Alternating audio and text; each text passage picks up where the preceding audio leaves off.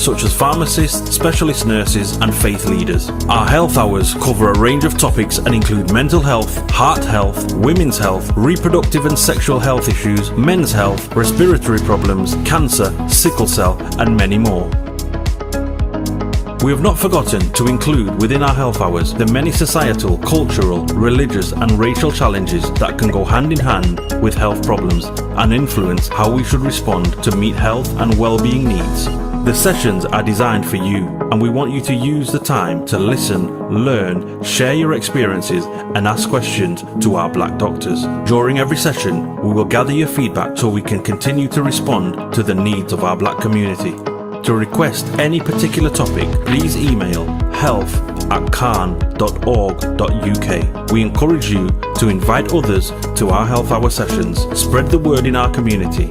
CAHN is funded by the National Lottery Community Fund.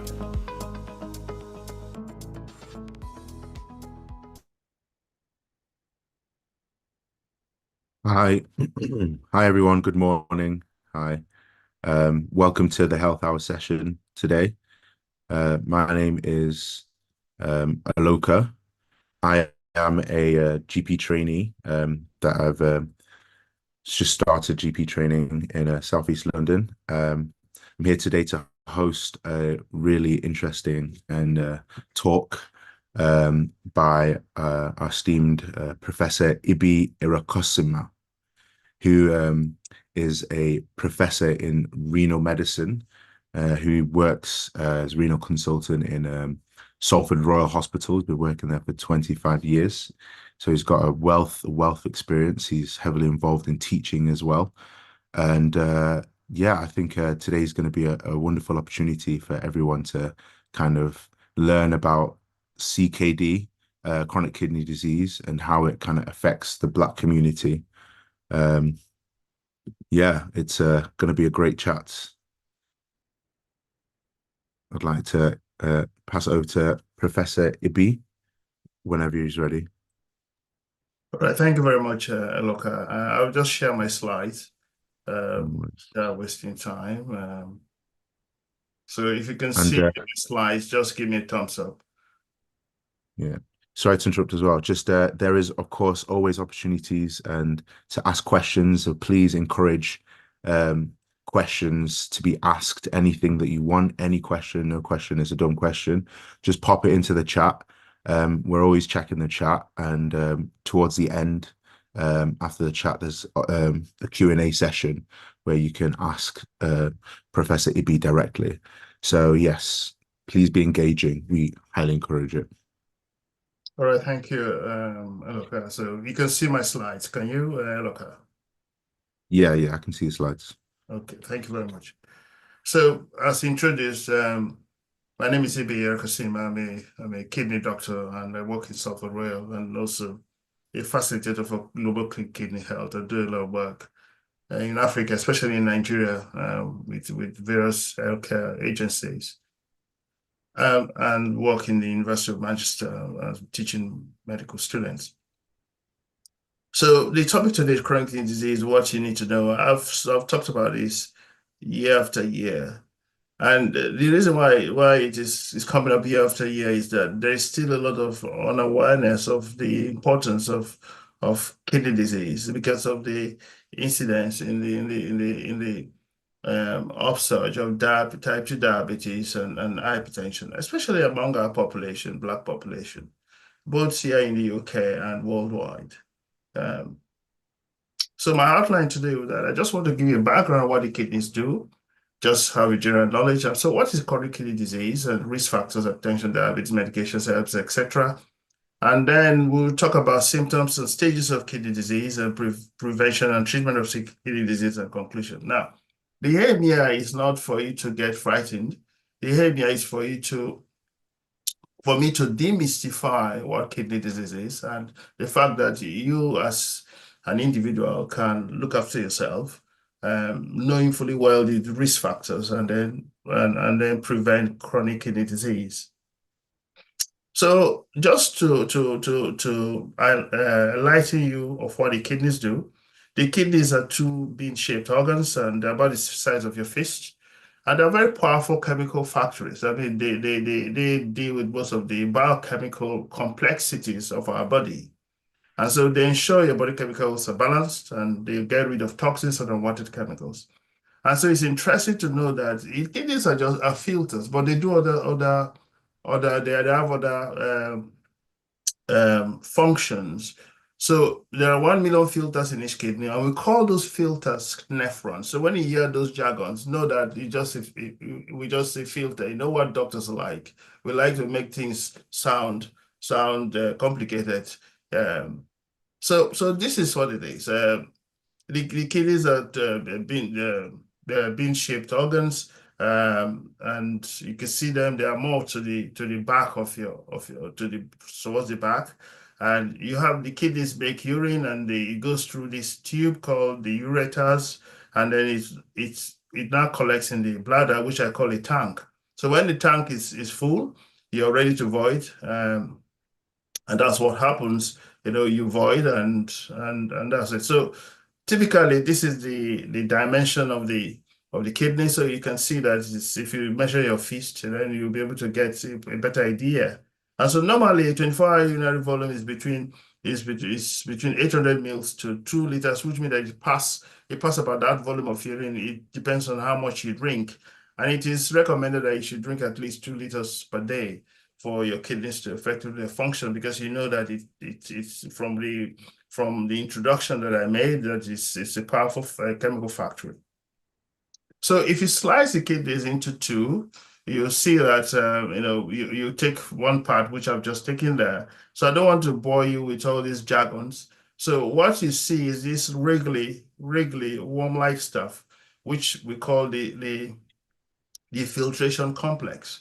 And so blood goes in like this, and it goes into the filter here, which is the glomerulus. It's a mouthful word. And the urine is the filtrate is modified, and all the good things in that filtrate is brought back to the body through the vein. And then the final urine goes to the collecting tubule, and then it goes to the ureters, which I showed before, and then it goes to be stored in the bladder. Just a bit more information on that.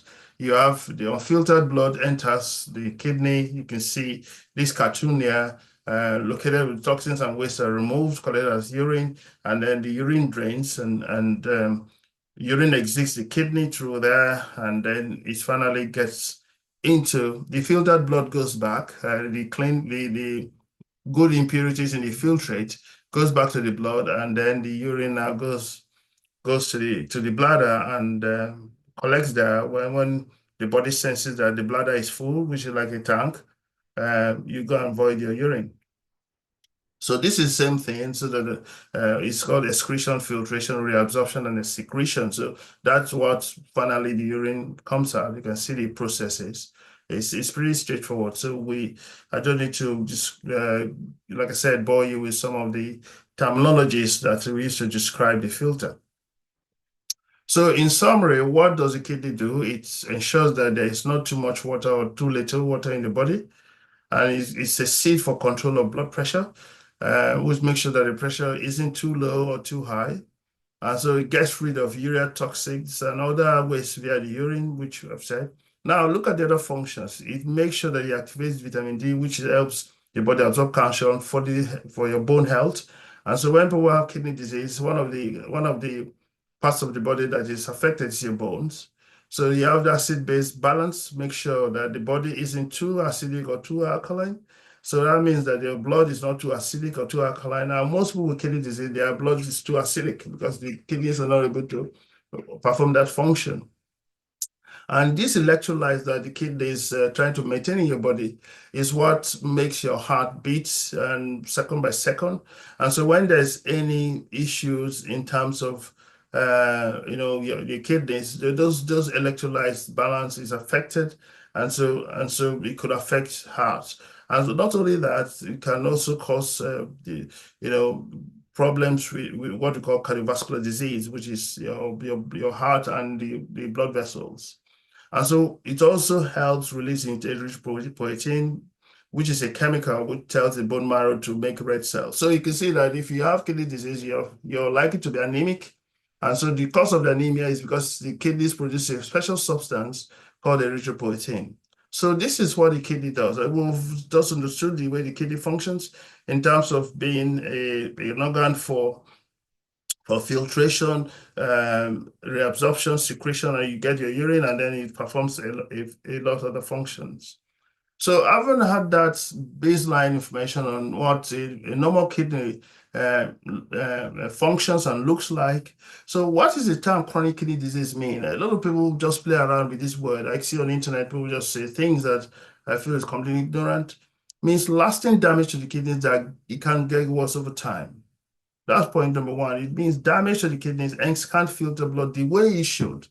Based on the thing I've given to you, the background information, the filtration function is gone, and some other functions are also affected.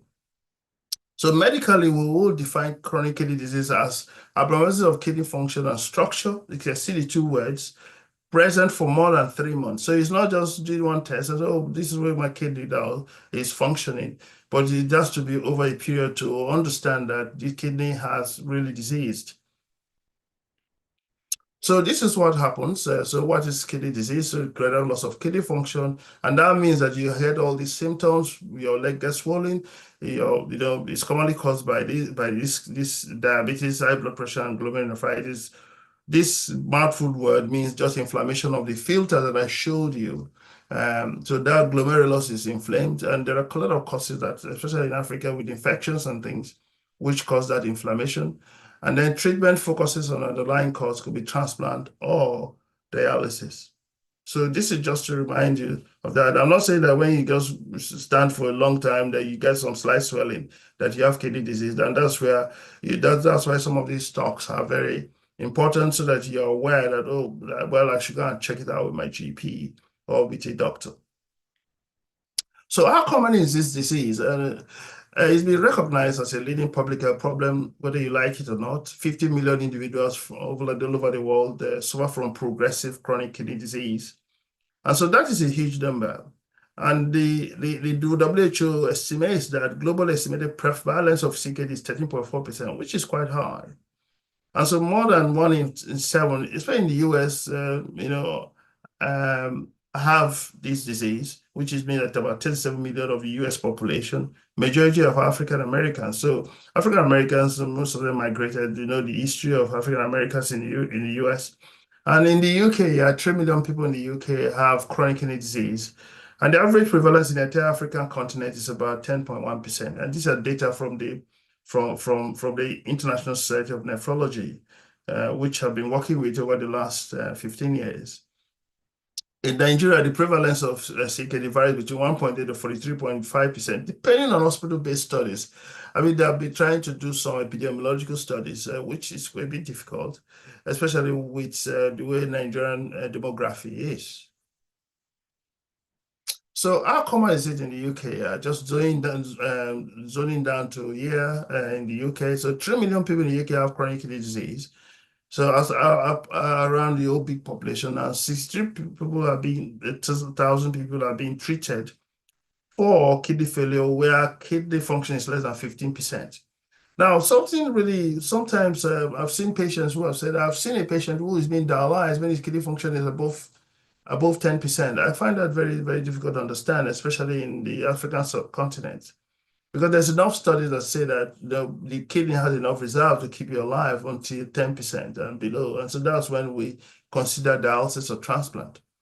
And so there are many premature deaths, mainly due to not CKD, CVD, which is cardiovascular disease.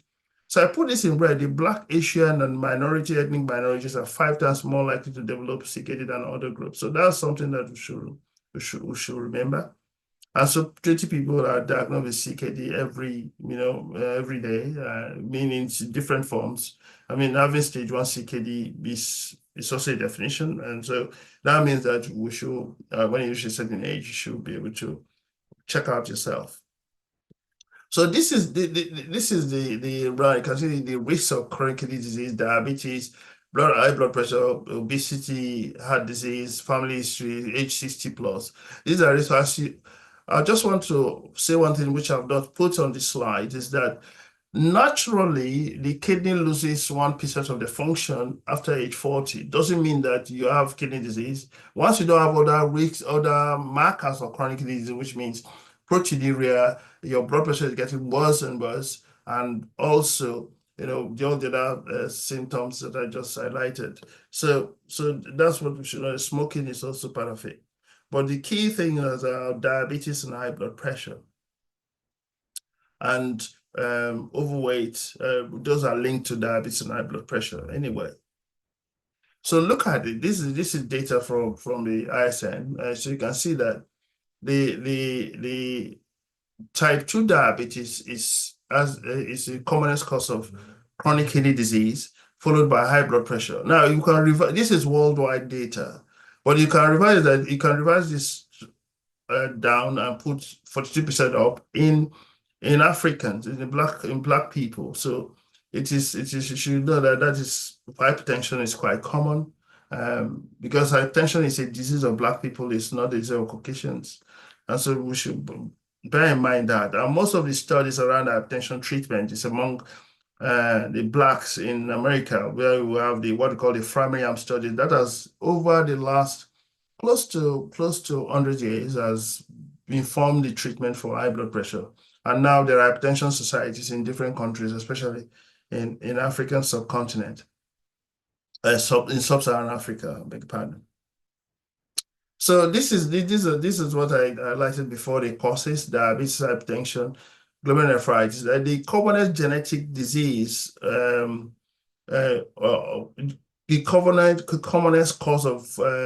commonest genetic cause of chronic kidney disease is polycystic kidney disease, which is rare in our own society, but it's good to mention it. But it's something that's also rare in the UK. So I just put this because this is where our focus should be. So you can see that it's all intertwined. You have diabetes, hypertension, and chronic kidney disease. So if you have diabetes, your likelihood of chronic kidney disease is higher than the normal population. If you have hypertension, your likelihood of having chronic kidney disease is higher than the normal population. So what is the link to cardiovascular disease, which actually causes mortality, which is death in patients with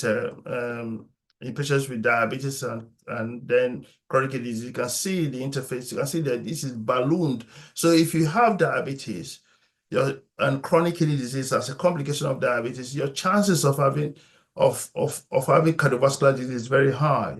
So your chances of dying from cardiovascular disease is also high.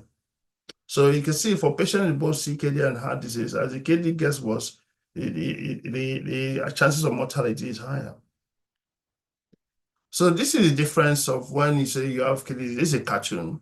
So diabetic kidney disease, you can see the filters here. They're lovely. They're just removing the waste. You can see these tiny things there. So the urine, you can see that the urine just contains protein. I mean, it contains normal things, which normal stuff. But you can see that the urine of somebody that has kidney disease, you can see the difference. You can see that these things are not supposed to be outside the filter. It's now the filters begin to get damaged. You can see all these things. It's not as nice as this diagram. So I need to emphasize this, especially among our own population, Black population, that we subscribe to over-the-counter medications a lot, and also herbal medications. So you can see that it can lead to increased kidney damage, medicines for kidney disease, over-the-counter medication. There are so many of them here. And salt substitutes, herbal remedies, and dietary supplements. Dietary supplements in itself is not bad, but when people take dietary supplements for somebody that sometimes I don't understand, when they have a balanced diet and eat well. So that is something that we must bear in mind. And so you can see herbs that affect the kidneys. Most of them cause increased toxicity, and there is a lot of people subscribing to traditional Chinese medicines and even local medicines. I've seen a patient bring it when he went abroad and came back with some rich, brought it to the class. I said, this is going to cause more problems for you. And so some of them has secretly still take these things, and bang, somebody has a 50% kidney function that I was seeing before. The next thing I see that, I said, what have you been doing? So sometimes they just don't tell the truth. But that's something I should bring to your awareness. So if you can see this data, which was collected from the International Society of Nigeria, International Society of Nephrology, I beg your pardon.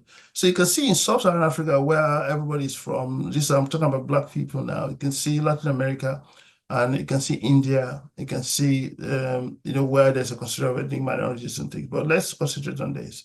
So 80 to 90% of all people are with traditional medicines for primary health care, and up to 100 million people living with CKD in this part of the world. And so in America, the same. In the UK, it's still the same story we get. So 80% of people in low and middle income countries patronize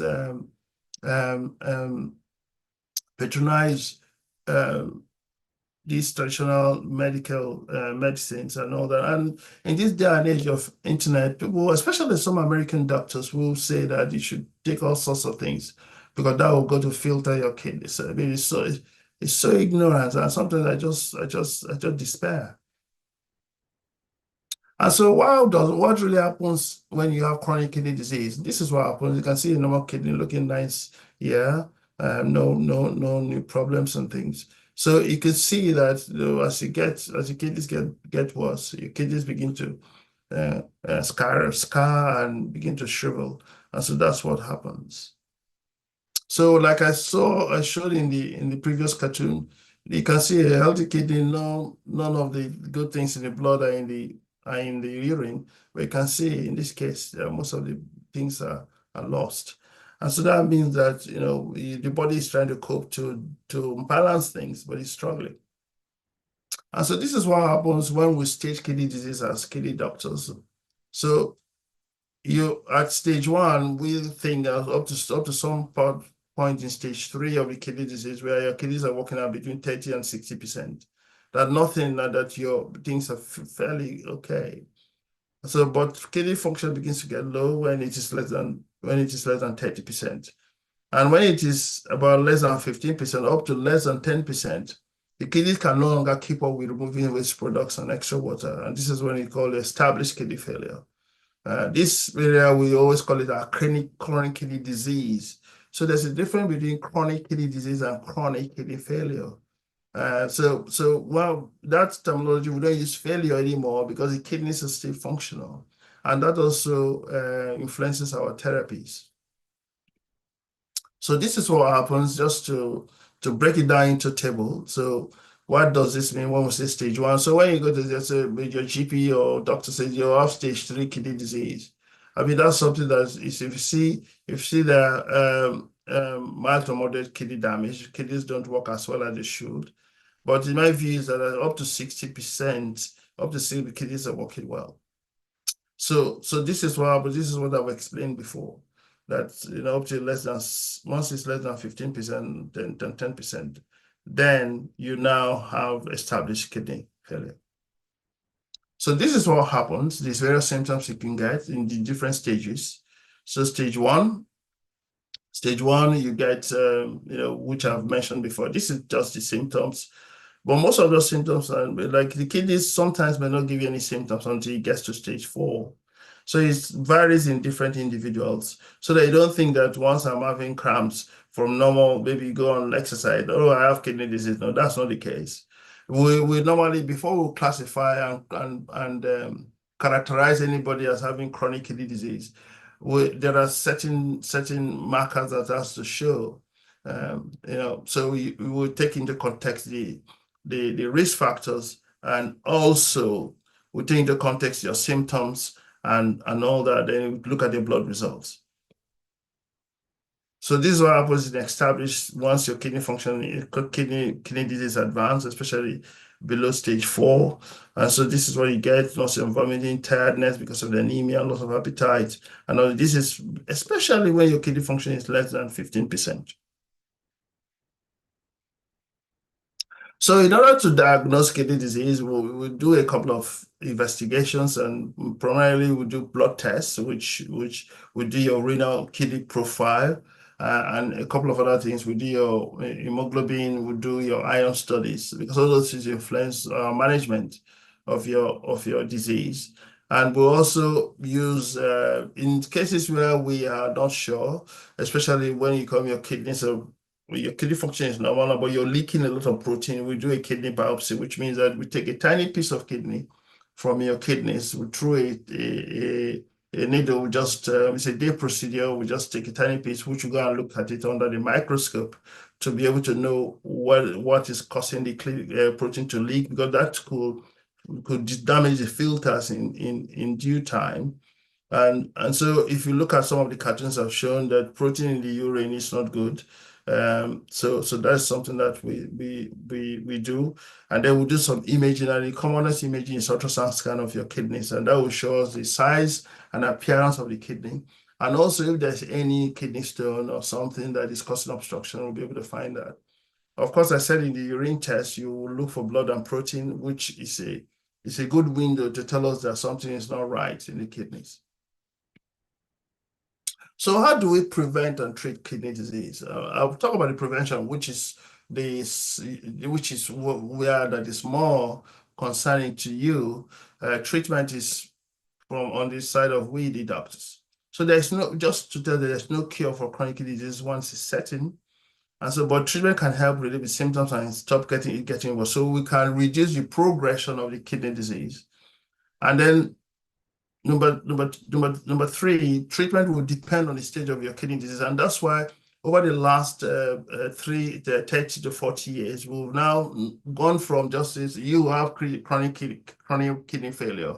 We say that you have chronic kidney disease because that influences the kind of treatment we'll offer you, depending on the stage of your kidney disease. You know, I did show you in the previous slides where kidney disease can be staged from stage 1 to 5. The most important areas that really concern us as kidney doctors is from late stage 3 to stage 5. And so the main preventative measures of managing risks, regular medical checkup, especially when you are above 40 years old, and then lifestyle changes.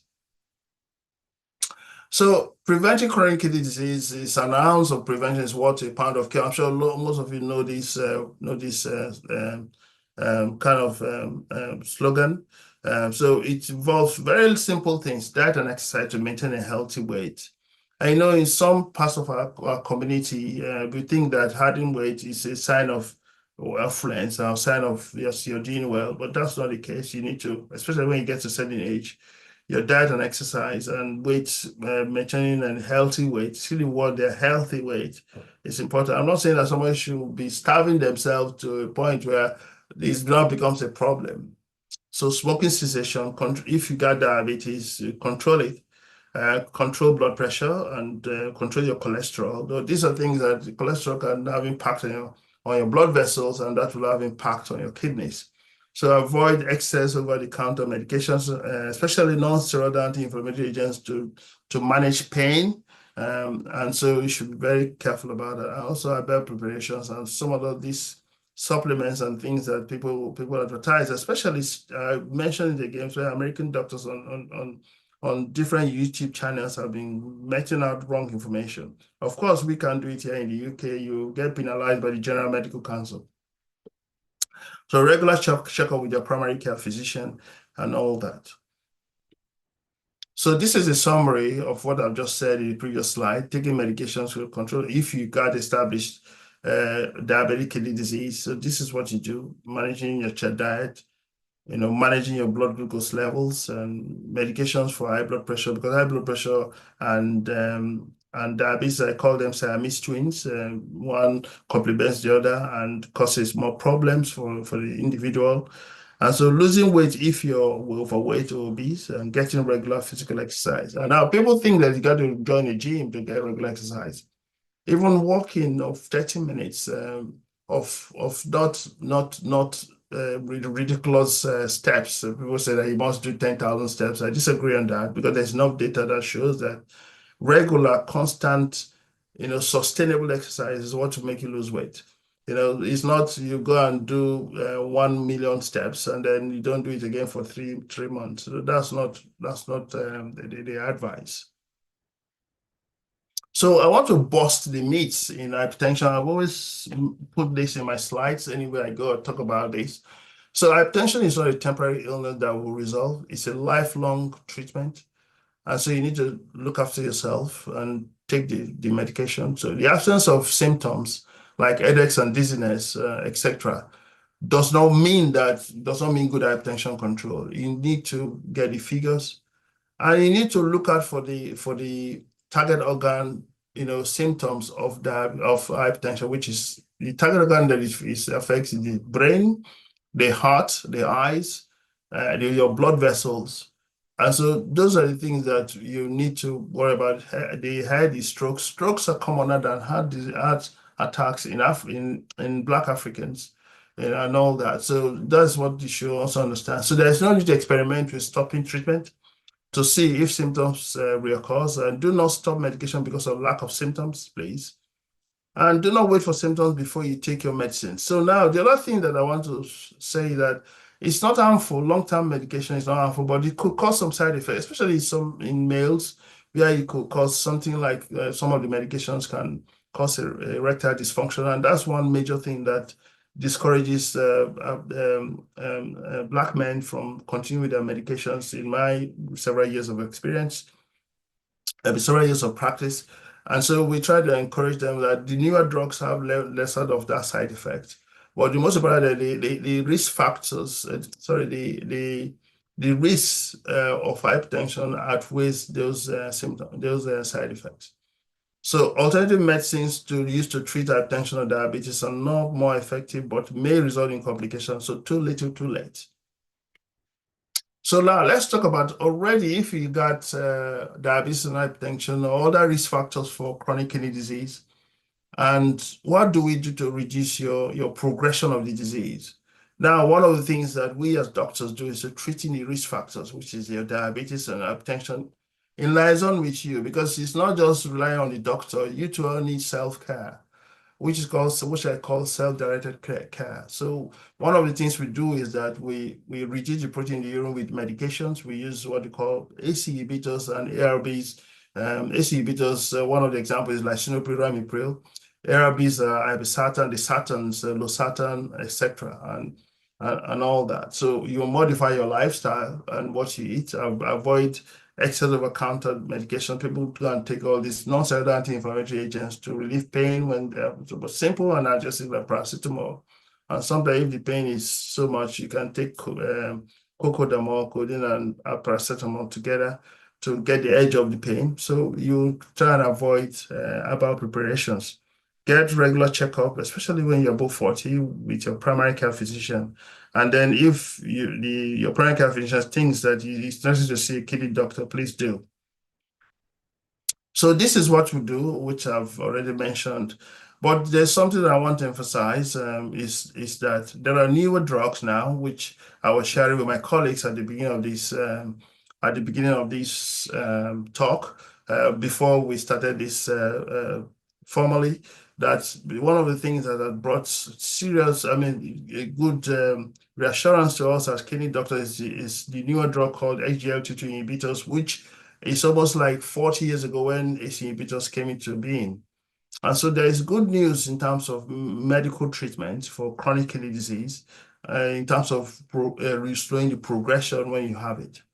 So I've mentioned about avoiding excess over-the-counter pain medications, but there are newer therapies also. Now, I just wanted to chip in this because we found out that we Blacks have there's upregulation of a gene called apolipoprotein, which has this content ApoL1 gene that make progression of kidney disease faster among the Black ethnic population. So there's been a lot of studies that this has been happening in the last 5 years. And so there are now medications that have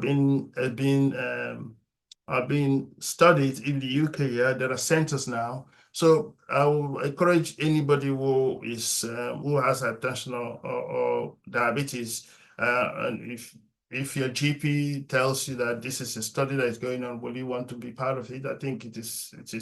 I will encourage you to be part of it because these are new therapies that will help preventing people from being on dialysis and having a kidney transplant. So this is what you do once you have established kidney disease, especially the advanced type from stage 4. We treat the specific cause, which is diabetes and hypertension and other things. We slow the progression, we manage the complications, which anemia, bone disease, and all that. If you look at the first slide as I showed you, what the kidney does as a function, most of those functions are rather not taking place anymore. So we need to augment that with medications. So we prepare the individual for future, especially when the kidney function gets below 20% or 15%. And then begin to discuss about renal replacement therapy. That means dialysis or transplant. And so if you don't take anything out of this, just understand that what we're seeing in most people, whether it is in Sub-Saharan Africa, in the Caribbean, or anywhere where there's a concentrated Black population, one of the things that we're seeing is that when people have end-stage kidney disease, what we're seeing is the visible expensive component of renal care.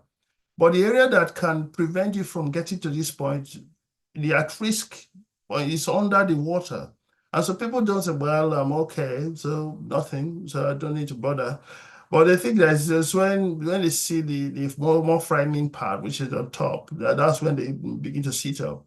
But this is where we should be focusing on, just below the top. You can see how big it is, the iceberg. But what we're seeing is a little tiny part of the whole picture.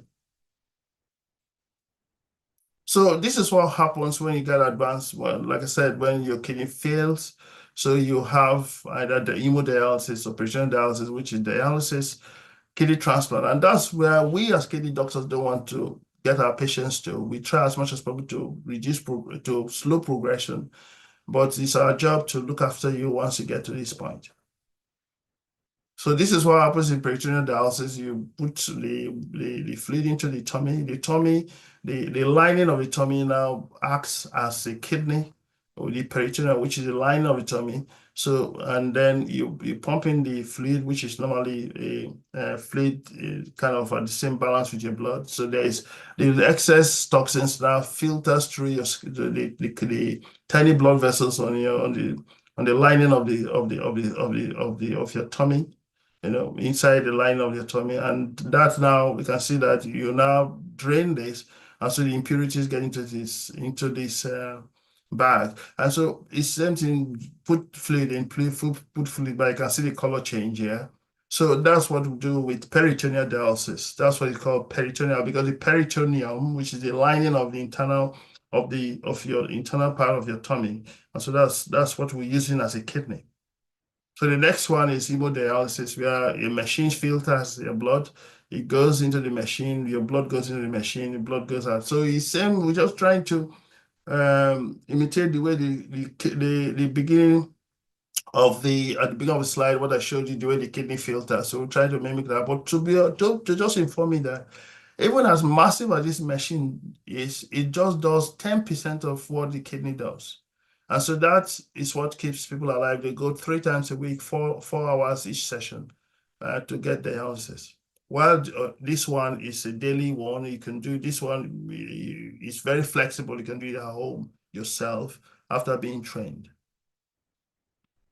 So this is what happens in kidney transplant rule. Kidneys are always transplanted in the groin.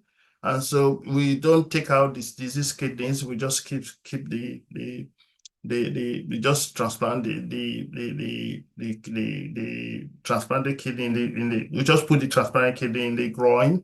And so what you should know is that the only time we remove the diseased kidney that is causing the problem is when there's a chronic infection in this kidney. And so that chronic infection can affect the transplanted kidney through this common pipe that we're going to use to put into the bladder. So summary, your kidney health, food, exercise, habits, compliance with your medications, healthcare, environment, genes, which I've mentioned before. So those things are things that you should have in mind. But the most important thing is the ones that you have control over, which is your lifestyle and well-being. And if you're diagnosed with any of these risk factors, you should take the appropriate measures working with your doctors. So what are the take-home messages here? CKD, cardiovascular disease, diabetes, and hypertension are all very common and interrelated. So you should know that. Lifestyle, poor diet, lack of exercise, tobacco abuse, excessive alcohol are significant risk factors. And so prevention is the key. I always say that, especially in most of these low and middle income countries. And even in the UK, I always say that prevention is the key, even in Western countries. Early detection and management of CKD is essential to slow the progression of chronic kidney disease. And so health check with your primary care physician is important to screen for and manage these diseases, especially when you're above 40, when the risk of hypertension is high in our population and the risk of diabetes is high. So how can we keep our kidneys healthy? That's just to tap on the tips can help you. Regular physical exercise, lose weight if you need to. And I did explain, it's not about going to the gym and working out yourself and drinking all these supplements. People have been drinking all these electrolytes and nutritional protein shakes and things. I've had patients who have been referred to me. That is not very good if you're eating well and all that. Eat less fat, which we all know as you're growing older, your vessels get stiffer. So when cholesterol now deposits on the blood vessels, it's not a very good thing. So keep your blood pressure, blood sugar. If you have high blood pressure and diabetes, keep them and fast under control. And stop smoking. Keep well hydrated. As I've explained, you need at least 2 liters of water per day of fluid. Be cautious and if possible, avoid herbal medications. So thank you for having me and for your attention. I can entertain questions now. Thank you very much.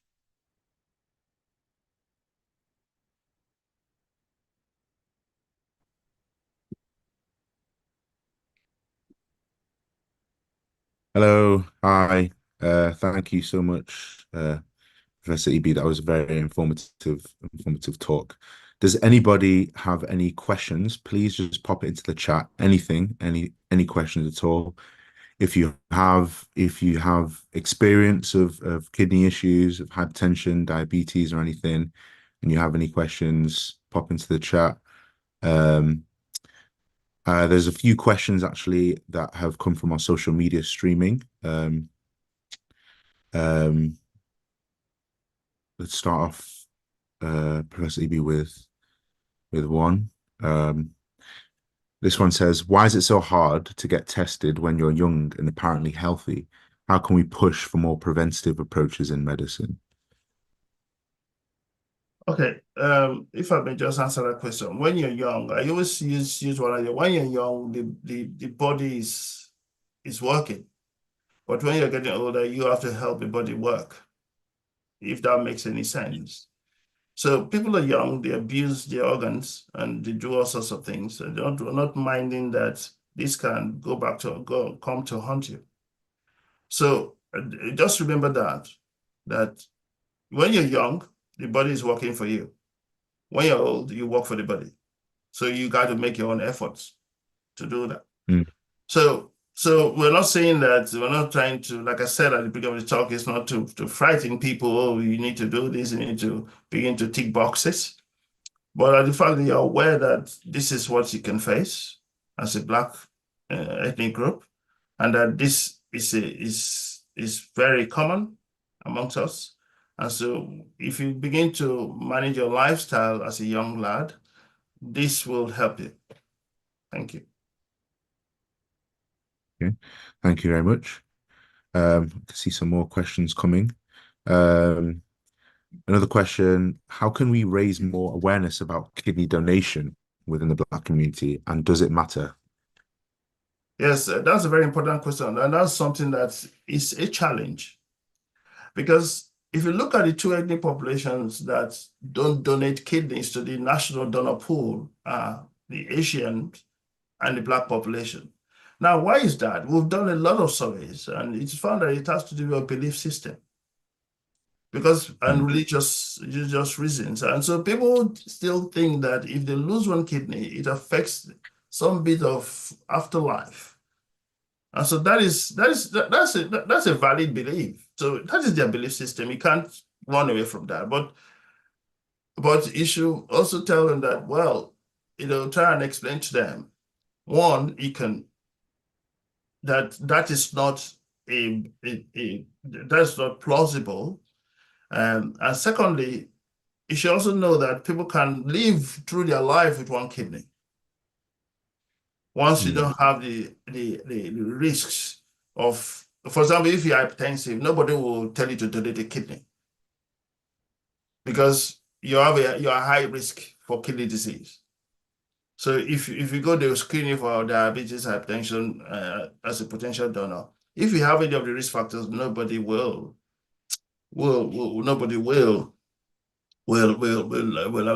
to have that. So those two are the key things. People think that, oh, if I have one kidney, that's I'm doomed. So that is the thing. You're screened properly before you're allowed to donate a kidney. But you also know that there are a lot of challenging belief system that we have among these two populations. And so we don't seldom put ourselves forward. I mean, we seldom put ourselves forward for kidney donation. Yeah. So that awareness is important. I mean, there's been a lot of awareness going on within the various Black communities. And also as well, I know that basically what you're saying is if you're fit and healthy, then it's you can kind of keep going with just one kidney, basically. So okay, that's good. Another question. So this one says, do you know about any home remedies, cultural foods, or teas that can help support kidney health? Yeah. I mean, in my view, I'm not a nutritionist. And so basically, there is no specific food that is highlighted. Oh, you got to go and eat this food so that your kidneys will stay forever. I don't think in my 30 years as both in training and both as a kidney physician, I've ever heard of that. The thing is simply, the message is simple: eat balance, eat healthy diet. That's it. And so that interfaces with diabetes, because if you're unhealthy and you're overweight, you're likely chance of having diabetes, which is a risk factor for chronic kidney disease. And high blood pressure, most of us have a genetic predisposition to having hypertension. So if you're overweight, you triple the chances of you having hypertension at a younger age than you should have it. So another thing that people should understand, that by eating all this plenty of food and all that, those things are not helping your body. I'm not saying that you should not eat to your satisfaction, but eat a healthy diet. So the message is very simple. It's not complicated. So when people say, oh, you should go and drink 50 liters of water every morning, that will keep you okay. And that is has no scientific basis. If you drink the minimum amount of water, which is 2 liters, 2 or 3 liters, you're good to go. Okay. Well, thank you very much. Also, I just have a question extend from that personally. Is there a risk if you're having, say, too much protein in your diet that can affect your kidneys negatively? Yeah, that's a good question. I mean, that was what the teaching was 20 years ago, that if you eat it a little bit, you're going to damage your kidney. There's no evidence to that. But I will say that if you have an underlying medical condition that is affecting your kidney, for example, you get like diabetic nephropathy, you're leaking loads and loads of protein. And the fact that the protein itself is causing harmful things to your kidneys, we do say that you should eat the moderate, not that you should stop eating, you should eat low protein diet. That's not the teaching anymore. Yeah. So, but also, you should not say that, well, if I'm eating, they love steaks. In the UK, they eat steaks and chicken and all that, and people eat a lot of protein here. Protein is not eaten as much in Africa and low middle income countries because they can't afford it anyway. Though people eat, protein and all that. So that is it. Oh, no, I don't need to eat animal protein, I need to eat plant protein. Well, that's a choice. But there's no evidence that one is more beneficial. Yeah. Okay. Thank you. As well, just in the chat, if anyone has any experiences of kidney disease themselves. So they encourage, if you feel comfortable, to share your experiences, and how you manage it and how you're getting along, just for, to help other people as well learn more about it. So more questions coming in. This one's about a question from Ducky. How does heart disease cause CKD? Now, okay, so if you got heart disease, most of the things that cause heart disease are diabetes and hypertension. Hypertension is number one cause, one of the number one cause of heart disease. So they're almost like intertwined. So if you got heart disease, your likelihood of having high blood pressure is very high. Most people, except you have some of these unexplained cardiomyopathies. But even when you have unexplained cardiomyopathies, now your ejection fraction is low. Ejection fraction is how much blood pumps out of your heart per pump. So it's low, but you need a certain amount of blood to be pumped to the kidneys. So what you're getting over time, if you got that type of heart disease, which has no common risk factor with kidney disease like hypertension or diabetes, what happens over time, your kidneys are suffering some bit of lack of blood supply. So you have what you call, blood supply related kidney disease, which your kidneys begin to shrivel and all that. So that's what happens that's so it's intertwined. Chicken and egg, I don't know which comes first, so it's intertwined. Yes. Yeah, that is very true. Yeah, because the heart and the kidneys need each other to work efficiently. Yeah. So if there's less blood flowing from the heart, then there's less blood flowing through the kidneys. Therefore, the kidneys aren't working as effectively. So that's therefore leading to chronic kidney disease, basically. Yeah. It's really interesting how everything is so intertwined. The body is very fascinating. I have a question from Dana. She asks, would vitamin supplements harm the kidneys? She's been taking vitamin B complex and now she's having yellow colored urine. Okay. Cool. Now, most of these, that's a very interesting question because vitamins don't harm. I mean, if you look at vitamins, if you're eating balanced, I always tell people that why are you taking vitamins? When you're not recovering from acute illness and all that. So if you're young and taking vitamins, why are you taking it? Eating in a balanced diet. Now, that is that one. So the vitamins don't harm the kidneys, but it's completely. When patients ask me, should I take this vitamin? I say, well, it's not going to help your kidneys, and it's not going to harm you. Those are the two words I use to them.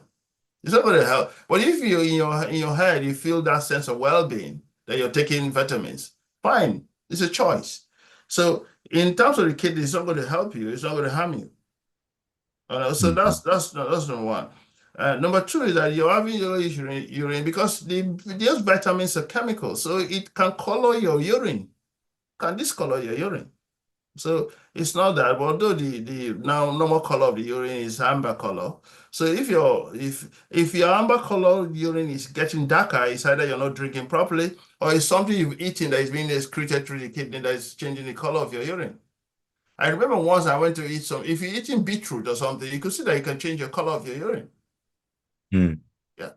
So it doesn't mean that it has damaged my kidneys.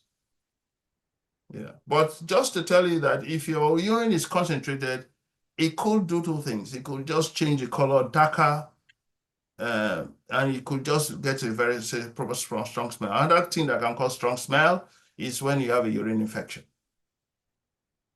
Okay. All right. Yeah, just to add to that as well, there's a lot of research into the effectiveness of taking vitamin supplements if you're healthy already. I think we'd advise that it's meant to be a supplement, so you're already meant to be having a balanced diet anyway. If it's not something that's meant to replace a balanced diet. Generally, vitamin supplements are prescribed for people who have a lower vitamin in their blood anyway. So if they have a vitamin B deficiency or vitamin D deficiency, then that's why it's prescribed. Look, can I just answer this question that I'm just saying here, if you don't mind? Yeah, sure. This confusion with AC inhibitors and ARBs, I'll just answer that. So, when is it the ideal antihypertensive for patients with chronic kidney disease? Yeah, you're correct, because it reduces proteinuria, which is protein in the urine. But if there are two endpoints in managing high blood pressure. Managing his high blood pressure, one endpoint is, am I reducing the target organ damage? So the kidneys are not only the organs that are damaged. You have the heart, you have your eyes, you have your peripheral blood vessels. So if your blood pressure is not very, very controlled, which it will be in blacks, because ACE inhibitors and ARBs are not good blood pressure controlling agents as a single agent in Black people. If you look at the hypertension management strata, that's not the first choice when you have uncomplicated high blood pressure. So the doctors will give you something to control your blood pressure. That's the first point. The second point is that if your blood pressure is not controlled, if now your blood pressure is not controlled, you need to add additional medications as you go along. And then third is that if you have evidence of chronic kidney disease, the drugs that will help the kidney specifically are ACE inhibitors and ARBs. Does that make sense? Yeah. Yeah. So I just wanted to clarify that. That's a bit more technical. I'm sure the doctor there is a doctor that asked this question. So I just wanted to make that clear. So managing hypertension, if you don't have any complication, the key thing is to reduce blood pressure. You can use any agent. But in Black people, ACE inhibitors and ARBs don't work as a first-line agents for hypertension. We use what you call amlodipine and other thiazide diuretics and all that. Yeah. Okay. There's It's all over to you. Look. Yeah, there's quite a few more questions. So there's one from B goes, can you clarify ideal frequency for checks with healthcare professionals once chronic kidney disease has set in, and what the differences will be based on initiation and progression stages? Yes, that's a good question. When you have kidney, I mean, we've been diagnosed with chronic kidney disease by a doctor. I think what happens is that you will now think, do you need to see a kidney physician or not? Majority of the time, we don't have to see a kidney physician, especially when your kidney function, when your stage 3 and above, without any protein in the urine, without any problems. Without unnatural protein in the urine, you can have reduction in your kidney function without all those things. So usually once a year is enough. When we see patients about three or four times a year, when their kidney function goes down, that is what you're getting them ready for the future of dialysis or transplant. That's when we see them every 3 months. But usually, if you're healthy and you're once a year to do a check, don't need more than once a year. I have a question from Alexia. Alexia, sorry, I'm not sure I understand. It says, does having PICA affect the kidney? I'm not sure what PICA stands for. Maybe can be more specific. Yeah. Yes. Alexia, can you write in the chat what PICA stands for, or if you mean, okay. And Pamela asks, you spoke about medications, and there's a concern that Black people BP medication can increase the risk of kidney disease. Is this true as it stops people taking their medications? Then I think you might have answered this one about the confusion. It's basically asking about if there's a concern that Black people on blood pressure medication can increase the risk of kidney disease. Yeah. So somebody was saying that can jaundice also make urine yellow? Of course it will, but that's not, we don't want to complicate things here. This is a common, I mean, I'm sure some of these people are doctors here. So we don't want to complicate it for the ordinary person. So we just make it simple. Your urine is amber colored. And if you jaundice, your eyes will be yellow if your urine gets deeper. So it's going to affect, so that's what we're talking about here. So somebody mentioned that. Yeah. So somebody Why? said, should the message not be for us to keep our God-given kidneys rather than going the route of kidney donation? I don't understand why this question. We're talking about kidney donation. When you say you want to give somebody a kidney, I mean, God gave us intellect. God gave us that ability to support each other. And so if you want to give a kidney to another person, it's not anything against God. So you're trying to support your brother, you're trying to support somebody or your loved one and all that. And you can do it altruistically. I've seen lots of people in the UK doing that. So this has nothing to do with God. Hmm. Someone also said, ask if there's a correlation between chronic kidney disease and anemia, and if Yeah, they're taking, yeah, go on, sorry. go on. And anemia, Um, chronic kidney disease and yeah, anemia. anemia. Yes, if you look at my initial slides, I did say that the kidneys produce what we call a substance called erythropoietin. And so when your kidney damage, when your kidneys are now working at less than 30%, it's likely that that substance is not secreted enough. So you're likely to be anemic because it's not making the bone marrow produce red cells. So we can give it to you, through an injection. So it's produced. We have a commercial part of it and can give it to you to replace because it's not enough, So that is it. So you should be aware that that is the link between anemia and chronic kidney disease because your kidneys are not producing enough erythropoietin, which is a special substance that stimulates your bone marrow to produce red blood cells and make your blood, have enough hemoglobin. Okay. Yeah, they also asked if taking iron tablets will help with that, will help with the Well, hemoglobin. the anemia of chronic kidney disease, the problem is not that you have insufficient iron. The problem is that your iron that you have is not functional. Hmm. So because the iron, the erythropoietin takes the iron and vitamin B12 and folate to produce red cells, just like you're having an ingredient in a pot, So that's what happens in that situation, yes. Mhm. There's a question from Ernest that said, is there a correlation between frequent urination, especially at night, and chronic kidney disease? Right. Now that's a very important question and also tricky because getting up, if you drink loads of water, even as a normal person, you wake up at night to pass water. So if you got to drink water just before you go to bed, I mean, you get up and go and pass because the body wants to get you to fill your tank, and your bladder will say, "Look, can you go and empty me, please?" So you get up and go and empty. Now there are conditions which the kidneys kind of what you call the kidneys concentration power reduces. That's when you have some kidney diseases. I mean, when you have a kidney disease where the kidney concentration power reduces, it can make you pass more frequent urination. And you should also understand that more frequent passage of urine is not just a function of the kidney alone, it's also a function of the bladder. If your bladder, just like a tank, it has bladder problems, overactive bladder, it will wake you up at night to go and pass urine. So that's what I'm saying. The question is good, but it's tricky. So getting up at night many times, just, oh, my kidney has a problem. No, it also could be a bladder. And then finally, you should also know that other diseases can can make you, well, like if you have diabetes and it's not poorly controlled, of course you're going to go to urine more than others. And other endocrine diseases that can cause that.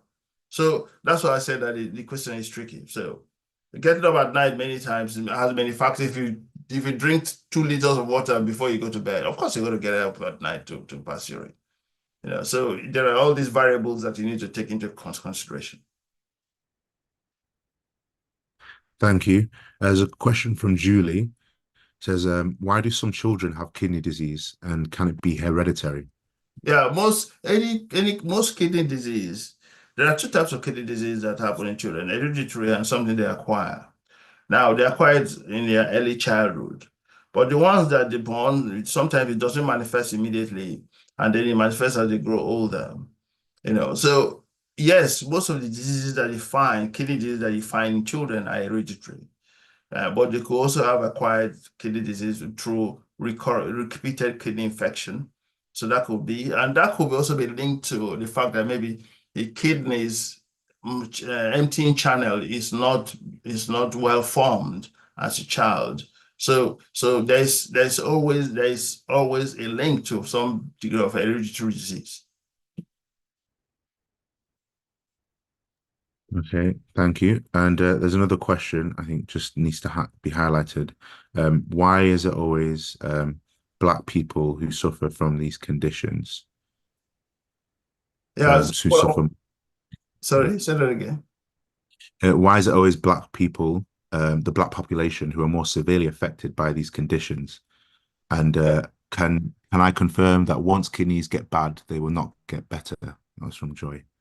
Yeah, I mean, it's sort of as if that people are castigating Black people that they have these diseases. That's what research and studies have shown, and these studies have been many decades, which have shown the link. And some of the links they've shown to have some genetic basis.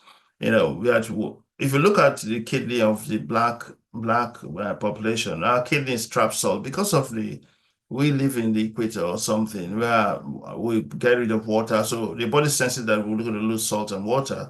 And so the kidneys attract salt. And so one of the things that you should also understand that the hypertension of blacks is more volume dependent. And that's what we give the medicines for high blood pressure that they give sometimes includes you get to pass a lot of water, which is diuretic, you know, and all that. And so those are some of the things that we take into consideration in treating hypertension in Black people.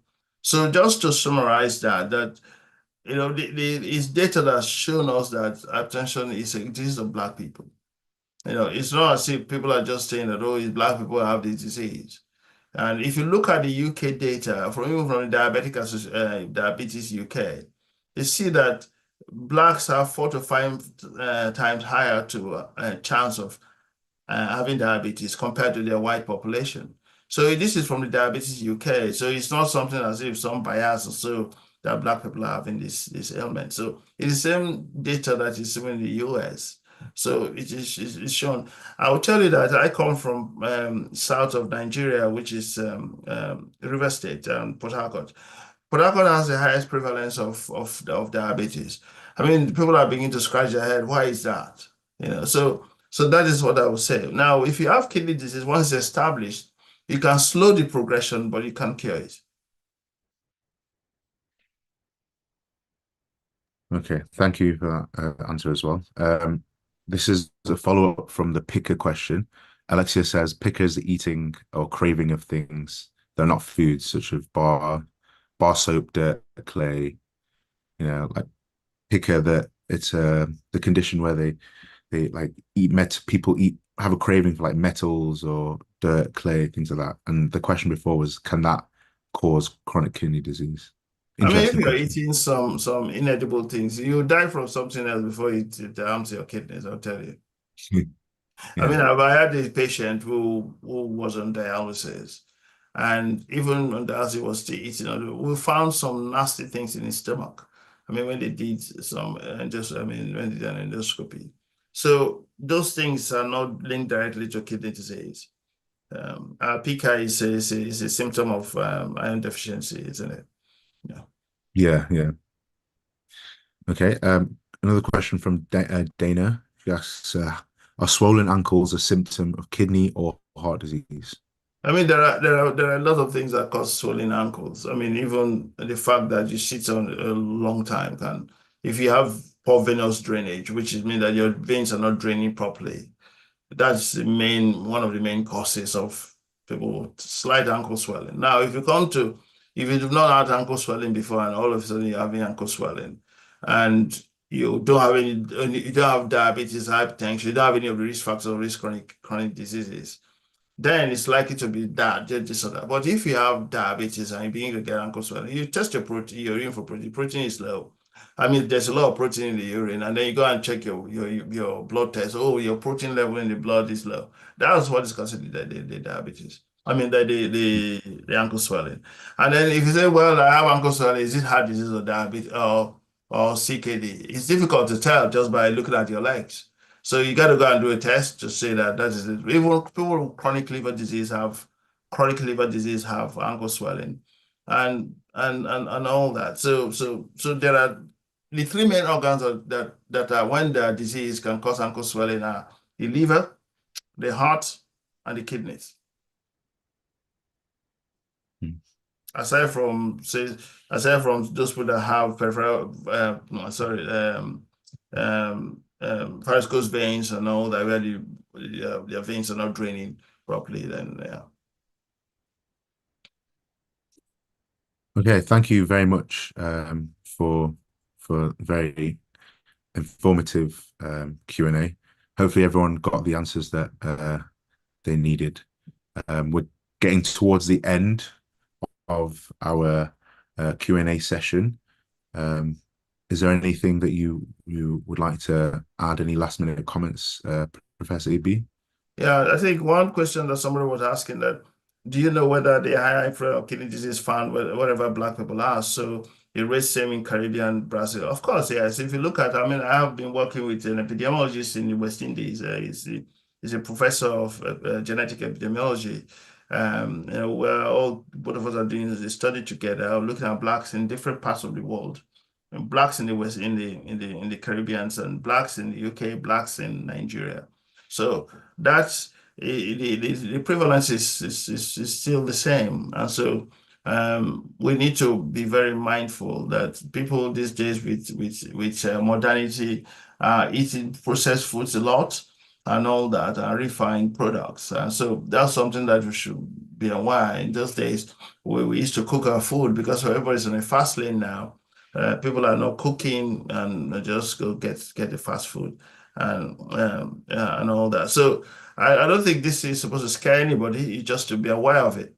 Demystifying kidney disease is one of the key take-home messages that kidney disease is preventable. So it's not as if, and when you got it, early detection is key and important so that you'll be able to look after yourself. But people have been following up for 30, 40 years. They've not ended up on the dialysis because they are looking after themselves.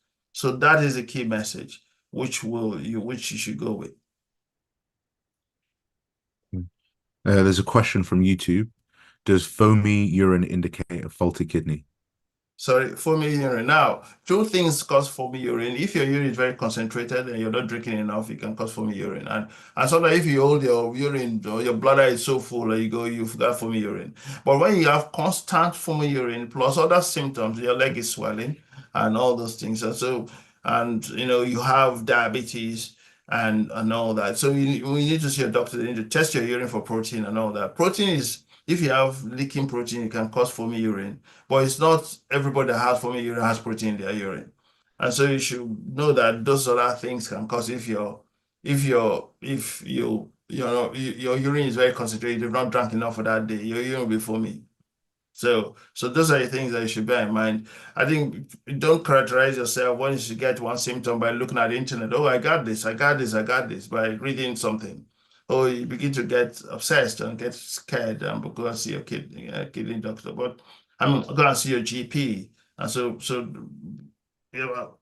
like what I would say that if you're a certain age, above 40, you should go and have a health check your blood pressure, check your urine, check all the other things. And if you have diabetes, those are things that you should watch out for. Know that diabetes target organs are mainly the kidneys. It affects your blood vessels. It's a awful disease. It affects every organ in your body. And when you have hypertension, it affects your heart, it affects your kidneys, it affects your brain. So those are the things that you should know. So when you go and see a doctor, those things that they are sure that so that they can say, look, in 10 years, you're not going to have this. In 20 years, you're not going to have it, but you're checking yourself on a regular basis. Okay, thank you. I think this will be the last question before I pass it over to Christina. This is from Pamela. Can you buy kits to test for early signs of kidney disease at home? I mean, the only kit that you probably have answer to buy is your urine testing kit. And so, I mean, to test for protein in the urine, but you can buy a kit to measure your blood pressure. So there's no kit in the shop that, oh, they just put it there. This kit is for measuring whether you have kidney disease or not. There's nothing like that. So, and even checking your protein with that strip, you should be careful because you may just interpret it wrongly. So you go to your health center for health professionals to do it for you. But you can check your blood pressure yourself.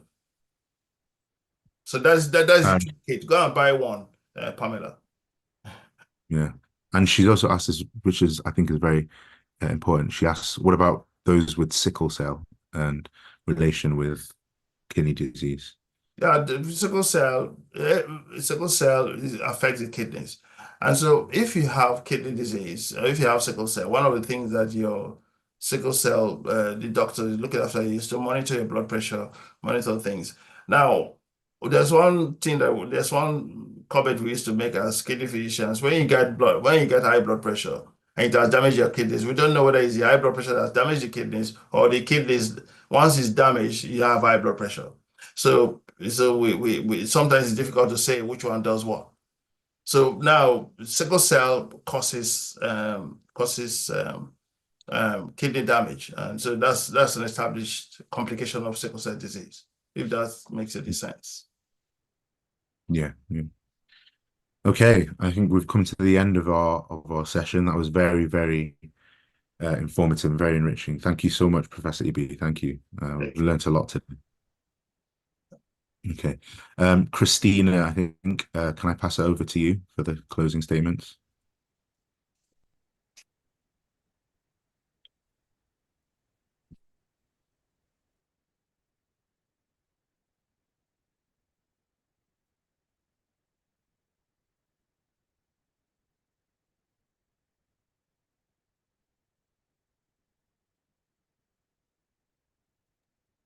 One second. I think we're having a little bit of a technical issue. It'll be just 1 minute. Thank you, Dr. Ibi and Dr. Aloka.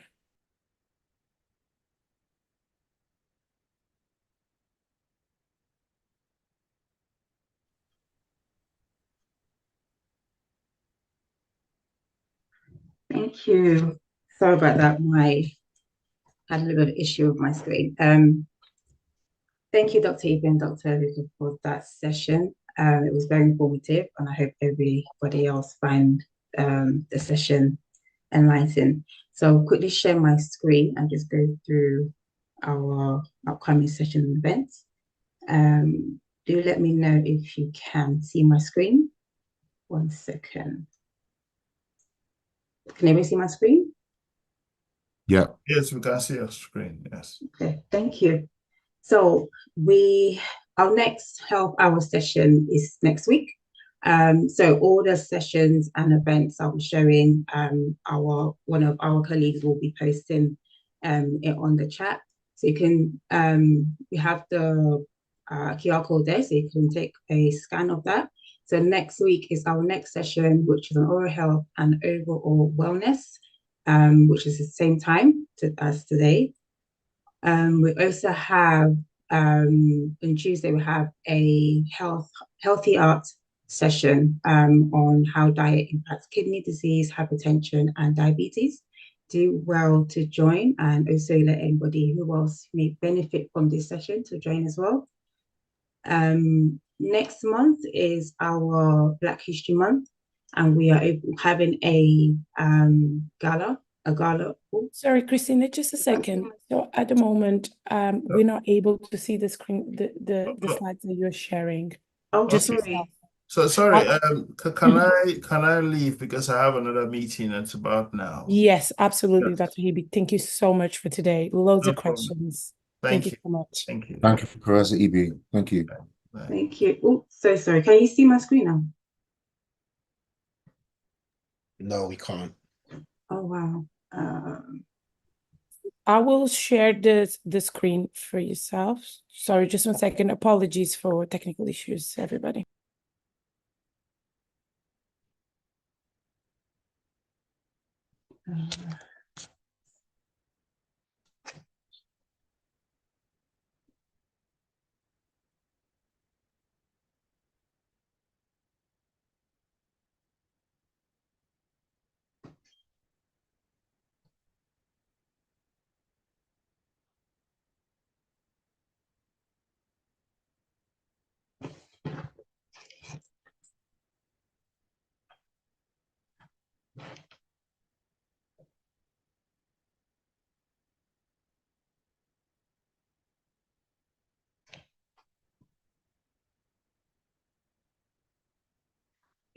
Thank you, Natasha. So about that, everybody. Okay.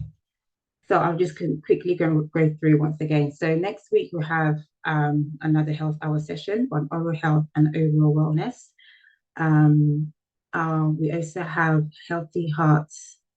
Sorry, just next slide. Thank you. Yeah, we also have healthy hearts session as well on Tuesday, the 10th of September, 6:30 to 8 p.m. Which will be discussing on how diet impacts kidney disease, hypertension, and diabetes. We also have our Black History Month coming up next month, and we will be starting off with the gala, which is taking place on Saturday, the 12th of October. Do well to book your tickets, and more information will be posted as well. We also have, next slide, sorry. Yeah, we also have the Gala Awards nominations as well, which are now open. You can scan the QR code for more information, and also we have the link below, which you can take note of, or which will be posted in the chat. And so next slide, we also have a Black History Month Director of Events, so GM Director of Events, where you can show, so details will be shared in regards to this. So do submit your event via the link. So the deadline's on the 20th of September. Also, we have a event, which is a media and comms reception event. So we're calling out all media, marketing, and comms pros in Manchester. So anyone who would like to join, it will be taking place on the 12th of September at 6 p.m. And spaces are limited. So if you are interested, do register via the link shown on the screen and also posted in the chat.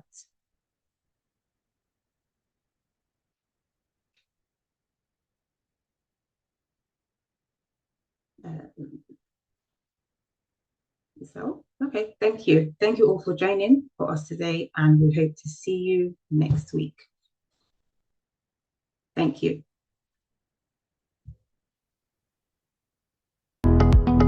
Welcome to our Caribbean and African Targeted Health Improvement Program, CAHN Health Hour.